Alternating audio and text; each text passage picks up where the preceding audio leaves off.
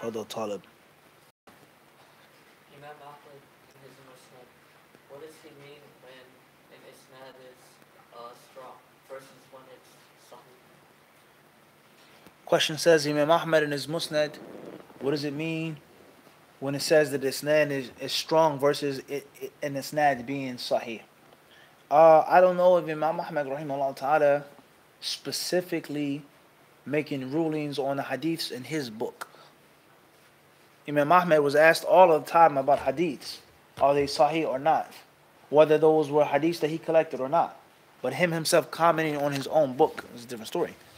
So perhaps someone else talking about the hadiths in the Musnad Imam Ahmad, like another sheikh, perhaps. Al-Muhim, it's a yes and no answer.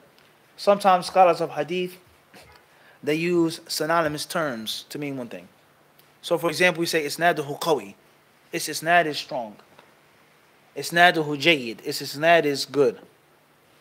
Isnaduhu qarib. Its chain is close. Isnaduhu sahih. Rijaluhu thiqat, etc. Sometimes these are all synonymous terms for one thing, meaning that the chain is authentic. It's what? It's authentic. And sometimes they mean, and they use these terms to prove that the hadith is authentic as a whole. But they'll only just speak about the chain. And there are other scholars on other times in which they may only be using a term for specific meaning. Isnaduhu jayyid, meaning it's not that sahih, nor is it da'if, like Hasan. Or a few notches above Hasan. It depends on the hadith scholar. So there are certain terminologies that the ulama of hadith agree on, and there are certain terminologies that are specific from imam to imam. You understand this?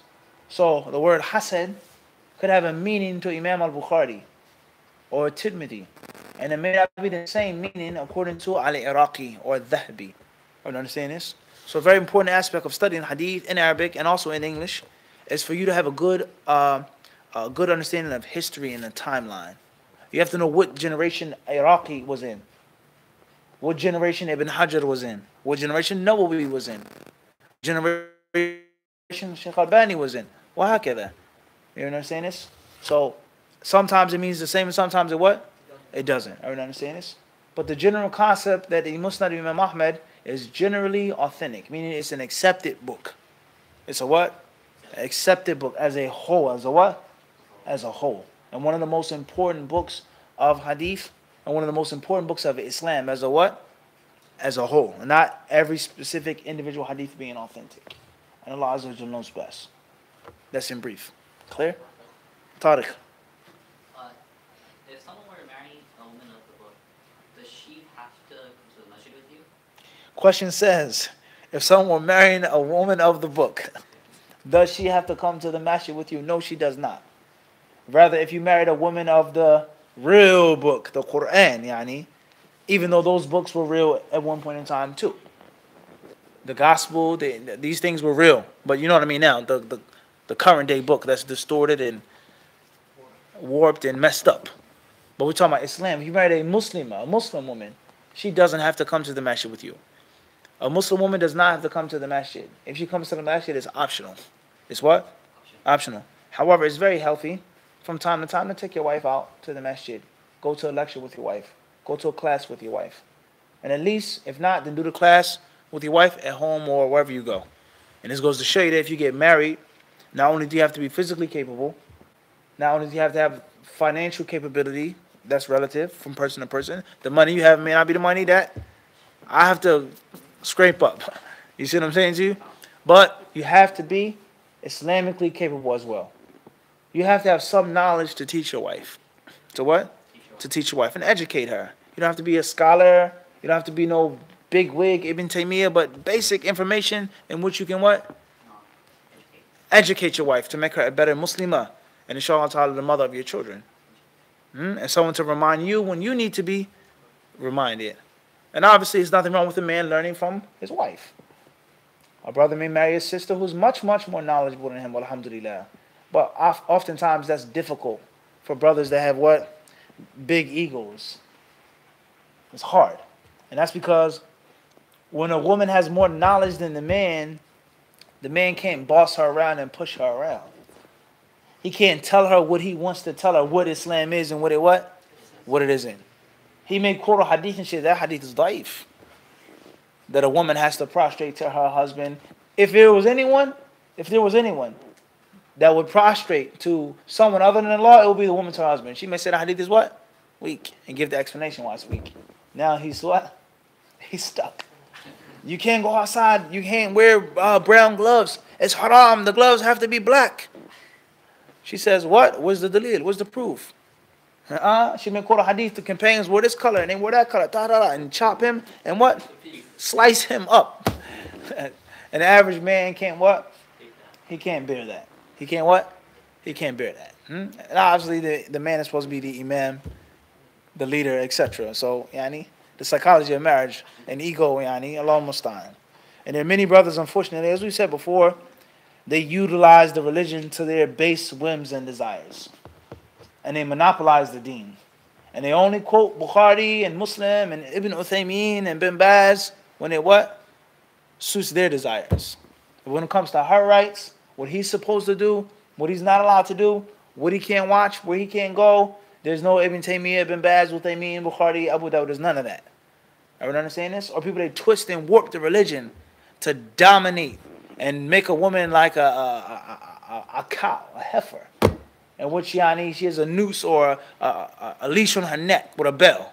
You can't go anywhere, do anything unless I myself what? Give my Islamification of it. It's halal. It's a problem. Is it what? And this is why you find many cultures and societies, they strive the hardest that they can to keep women ignorant. To keep them dumb and stupid. They don't know the basics. So a man can what? Do what he wants to do.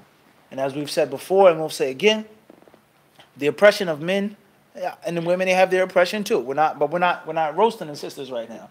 We're roasting the what? The brothers right now. The oppression of the men, you can only take it but so far. You can only be a feminist but for so long until you yourself have to blame yourself and criticize yourself. You allow this man to oppress you. You allow this ignorant brother to say what Allah means and what the messenger means. And you have the ability to learn and to study and to arm yourself, but you don't. So eventually you're what? You're to blame. And you can't blame men for being chauvinistic and ignorant, but you must blame your what? Yourself for remaining being ignorant and allowing him to dominate you with his ignorance. As far as ilm, the deen, qala Allah, qala Rasulullah, the correct understanding, alhamdulillah. You can't go outside the house because of this. No, I'm sorry. You can't wear this color because of what? Quran and Sunnah. That's one thing. She has to submit to the truth. But as far as ignorance and cherry picking fatwa, and I do what I want, and I say what I want when it suits me, if you don't arm yourself with knowledge, then you're what? You're to blame as well. And Allah knows best. Next question, Khalid.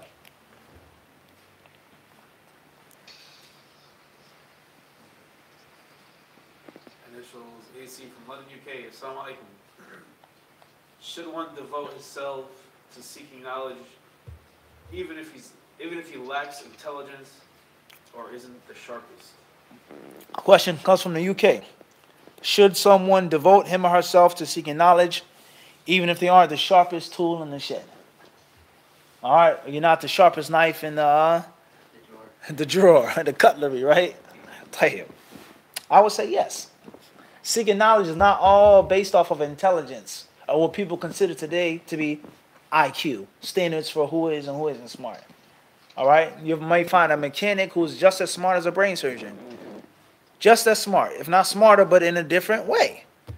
He has a different way of thinking. And he may do things and may think of things that the brain surgeon could never imagine. Or vice versa. All right? So, intelligence is relative. Of course, there are general standards of who is and who isn't smart. General principles of who is and who isn't intelligent. And there's some people everyone can agree on. Fulana is what? Smart. She's bright.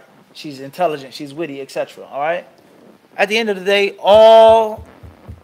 seeking knowledge is not just based off of intelligence. I would say intelligence is only a small piece of it. More important than intelligence is barakah. Allah blessing you. What non-Muslims may say, or Muslim may say, speaking openly, linguistically, luck. Luck. You talk to any successful person.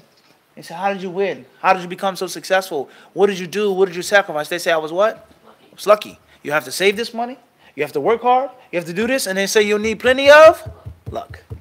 And in the Muslim, we consider that what? Barakah. You have to give it, and tawfiq. Allah blessed you. I was the last one to get accepted, even though I was too old. I was what? I was blessed by Allah. Allah gave me tawfiq. I just got on a plane before they closed the hatch, and my visa was going to run out. The non-Muslim will say that's what? Luck. And the Muslims say, Allah gave me barakah. Allah wafaqani. He gave me the tawfiq. So it's not just based off of how smart you are. Don't ever forget that, guys. It's not just based off of what? No. Are smarts important? Yes, they are. We're not going to lie and sugarcoat the truth. Does intelligence have to be there? Yes. But it's not the only thing. So the barakah of Allah. Also hard work. You have to have hard work. If you're not willing to sweat, if you're not willing to bleed, if you're not willing to be a little hungry or to suffer or to be a little cold, it doesn't matter how smart you are. And wallahi, we saw people in Medina, brothers that we consider to be 10 times smarter than us, that didn't make it. They quit, they gave up. They didn't last. Their skin wasn't thick enough. They didn't apply themselves enough. Everyone understand this? They didn't hone their skills. They kept their talent without obtaining what? Skills. Another very important aspect of seeking knowledge that has nothing to do with intelligence is longevity. You have to keep studying. You can't give up. You can't quit. It's not a 2-year program or a 5-year program. I've graduated. I have a master's degree. I have a doctor's degree. So now I'm not a student anymore. No. You keep reading. You keep studying. You keep reviewing. Everyone understand this? And it has nothing to do with your what? Intelligence. Hard work. Persistence. Slow passage of time. Everyone understand this?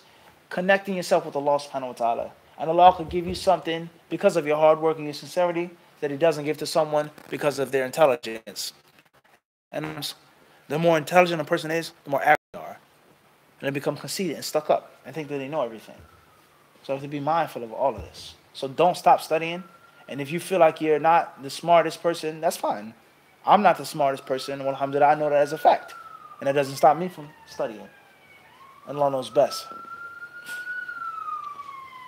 This question, OA from Famagusta, North Cyprus. Assalamu alaikum Mufti. What are your thoughts on the, it says here, Mutun Talib al-Ilm series of books by Sheikh Abu Muhsin al-Qasim? Question comes from where?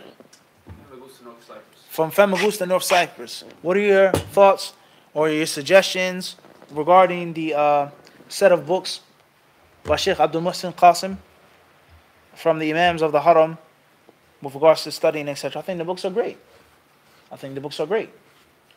I've met the Sheikh maybe once in my years being in Medina. I actually sat in one of his classes. He wasn't my teacher. I was actually accompanying a friend of mine, a brother. And I sat in his classes. And it was very good. It was very beneficial, alhamdulillah. A solid, fundamental principle, alhamdulillah. But most importantly, brothers and sisters, the famous Hadithdisciple cliche, it's not the move. It's the movement.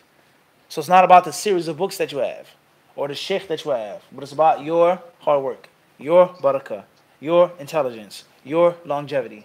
And it's about making it what? Making it work. So you may take a book, Umdat al-Ahkam, and you may study it and memorize it and understand it properly. That may be better than someone who's studying Fath al-Bari, who's not using it properly, who's not studying it properly. It's too much for him to manage. Are we understand this? This is a principle that we have, a principle of the warrior with regards to selection of weapons. To become over familiar with one weapon and for it to be your favorite is just as a flaw and a fault of being unfamiliar with other types of weapons and not using them properly. Getting stuck in one gear. This book of this sheikh, this university, this college, this school, and that's it. La. It's not about the what? The move. It's about how you move. Everyone understand this? Allah knows best. Yes, it is. This brother eavesdropping on the class. He couldn't make it, so he wants to what? Eavesdrop. You never heard a hadith about the molten lead in the ears of those who eavesdrop? The next question. Initials MR from Hyderabad, India. Assalamu alaikum, Sheikh. Is it enough to rub off the area to clean the najasa, or do we have to wash and squeeze it? Question comes from Hyderabad. Is it enough to wipe or rub the najasa off of an area, or do we have to squeeze and scrub? It depends on what it is. Skin is one thing, fabric is another. A floor is another thing, a carpet. It depends on what the thing is. If it's your skin, that's one thing. Skin is not like a hard surface. Wooden table. It depends on what it is. And what? Depends on what it is. Allah knows best. Next question, RC from Newcastle, UK. What is the ruling on touching the Quran without wudu? Question comes from the UK. Yes. What is the ruling on touching the Quran without wudu? Most of the ulama say that one should not touch the Mus'haf al-Sharif unless he is in a pure state. Unless he's in a what? Pure state. Other ulama say that it's permissible because the believer is never impure, as the Prophet ﷺ told Abu Hurairah in the authentic hadith. And Allah knows best. Shifai from Munich, Germany. Assalamu alaikum Mufti. If I take on the opinion that reading the Quran during menstruation is permissible, wouldn't I be following my desires then? Wouldn't I, it says, I wouldn't hold that opinion because I'm convinced, but rather because it's easy. And don't you always tell us we should stick with the safest view if we're unsure, and when there's a difficulty in following a particular opinion? Is that enough of a reason to believe it's not the correct opinion? I'm just trying to understand and do the right thing. Barakallahu feek. Right. May Allah bless you as well. Question comes from Munich, Germany. With regards to a woman reading the Quran,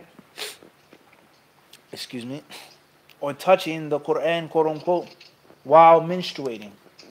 Is it permissible for me to take the view that states that it's permissible to do so, even though I'm not convinced with it? And I'm just doing it because it's easier. Am I following my desires? What are the guidelines regarding taking a view because it's easier? What are the guidelines with regards to taking the safest view, etc.? Now, right. It's one of two things. The first thing is, you yourself have read and studied the issue, and you feel convinced. The second thing is, a knowledgeable, learned person whose religion you trust told you, and you trusted his opinion. So if you're following someone, stick with the fatwa that you got. If you're reading it independently, stick with your independent research.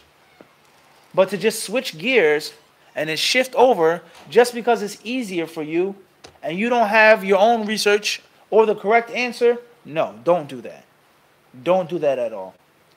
Do not do that. Everyone clear on that? However, the view being a means of difficulty and hardship, and as you mentioned before, I believe we skipped a question like this a week ago because the cup was a little full.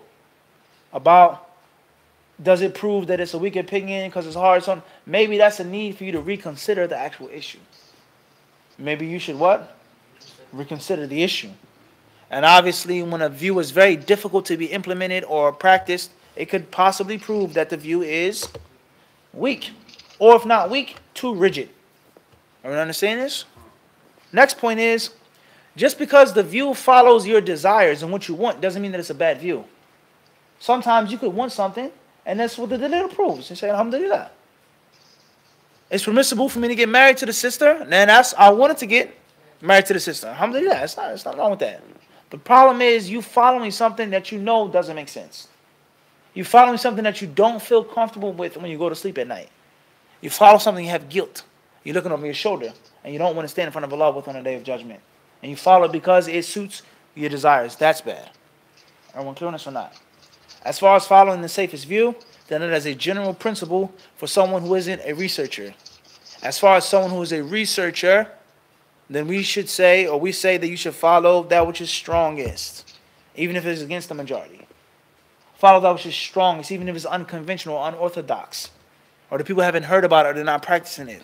Shaykh ibn Uthaymeen, rahimahullah ta'ala, he mentioned this issue in his fatwa a couple years back. I was reading his fatwa, I think it was maybe, I'm not sure, volume 12 or 13. Allahu alam. Al-Muhim, he mentioned the issue, ittiba' al-arshad am al-ahwat. What should be followed? What deserves to be followed the most? That which is closer to the dalil, even if you're not 100% sure, or that which is clearly on the safer side. And obviously, Shaykh Ibn Uthaymeen, rahimahullah, he mentioned ittiba' al-arshad, following that which is stronger, even if it's controversial. Everyone understand this? And even if it isn't the what? Safer view. Even if it's not the what? Safer view. So that doesn't apply to every person. Al-Talib al-Ilm, he says, as an example, the student of knowledge, a sister who's a Talibatul Ilm, she can touch the Quran when she's on her menstruation. And she can read the Quran when she's on her menstruation. That's the view that I take based off of what I think is the correct view. That's clearly not the what? Strongest view. Or in Salat al-Maghrib, when the Imam is reciting, don't recite anything. Just be silent behind the Imam. That's not the what? That's not the safest view. The safest view is to recite the Fatiha. Because if you recite the Fatiha against the first view, you're making a sin by not listening to the Quran. But those other scholars, they say if you don't recite the Fatiha, your prayer is what? So that's clearly the safest view. But that doesn't mean that I have to follow the safest view and I don't feel it's the what? The correct view. No. So the student of knowledge has to take a risk. He has to what? He has to take a risk based off of the proof, based off the evidence. But a layman person who doesn't have that ability to decipher and discern, we say what? Take the safest view. Don't even play around with it. Everyone clear on this? And many people, they force students of knowledge into this. Oh, you can't take this view. We know that it's Ibn Hazm said it, but the Jumhur, nah. There's no Jumhur. There's no Sheikh Fulan and Sheikh Alan. When a student of knowledge, Talib Ilm, has researched the issue, I believe that it's permissible. Malik, Shafi'i, Ahmed, Abu Hanifa, they all say no. I say no. This is the dalil. This is what's clear. The hadith is da'if. The Jumhur, they base their view off a hadith which is munkar. Extremely weak. I don't have to follow that. There's no safest view in light of science. In light of what? Ilm. As far as a layman who doesn't have that ability, then that's a what? Totally different story. Everyone understand this? So there are principles of ijtihad. There are principles of ittiba'. And there are principles of taqleed. And it is improper for us to mix and match. Apples and oranges do not belong together. Everyone understand this or not? They're two different fruits. Different flavors, different textures, different colors, different smells. They are not the same. Everyone understand this? And as we've also mentioned, and the last thing I'll say, is some of the worst things that have happened to the Muslims today is that the learned person wants to behave like an ignorant person. And the ignorant person wants to behave like a what? A learned person. That's unfortunate. It's very unfortunate. But change starts from up top. People follow their leaders. So if you study the Medina and you come back, Sheikh Albani said a hadith is sahih, and that's it. Sheikh Ibn Baz said it's permissible, and that's it. And you're not willing to think and to research and to read. How do you expect the general people to behave and respect the text and the classical scholarship? And you yourself want to behave like a what? A muqallid. Let alone a fanatical muqallid. He said it, I don't care. It doesn't matter. Sheikh Fulan said he's a mubtadi'. Khalas. Don't sit with him, don't study with him. What do you expect the people to be like if that's your attitude and that's your position? You're learning. You're not supposed to act like a what? An ignorant fool. And an ignorant fool is not supposed to act like what? Someone who's learned. So once we've done this, we fall into all types of problems. And I don't see Allah saving us from these problems until we change our behavior. Until we do what? Change our behavior. And Allah knows best. Khairan, inshallah. جزاكم الله خيرا صلى الله وسلم وبارك على عبده ورسوله نبينا محمد